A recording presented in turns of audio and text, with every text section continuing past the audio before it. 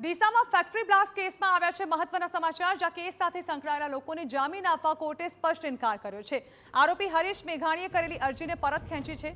મધ્યપ્રદેશથી શ્રમિકો બોલાવીને ફટાકડાની ફેક્ટરીમાં ગેરકાયદે કામ કરવામાં આવતું હતું, જેમાં 21માંથી 19 મૃતદેહ મળી આવ્યા હતા, જેમાં 2 મૃતદેહ બ્લાસ્ટમાં વેરવિખેર થયા હતા। ગુજરાત હાઈકોર્ટે રાજ્ય સરકારને પણ આ અંગે પ્રશ્ન કર્યો। સમગ્ર મામલે એસઆઈટીની રચના અને તેના રિપોર્ટ અંગે કોર્ટે પ્રશ્ન કર્યો।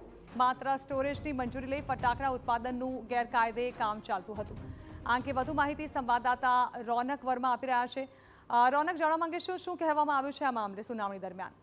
જણા થોડા મહિના અગાઉ જે બનાસકાંઠાના ડીસામાં એક ફેક્ટરીમાં બ્લાસ્ટ થયો હતો અને આ બ્લાસ્ટ થવાના કારણે 21 લોકોના મોત થયા હતા, જેમાંથી 19 મૃતદેહ છે તેની ઓળખ થઈ હતી, જ્યારે 2 મૃતદેહ એવા હતા જે બ્લાસ્ટના કારણે ઓળખાઈ શકાય અથવા તો તેમના જે શરીરના અંગો છે તે મળ્યા ન હતા। આ તમામ જે ઘટના બાદ જે કાયદેસરની કાર્યવાહી છે તે ચાલી રહી હતી। તે તમામ બાદ આજે ગુજરાત હાઈકોર્ટમાં એક આરોપી દ્વારા જે જામીન અરજી છે તે મૂકવામાં આવી હતી।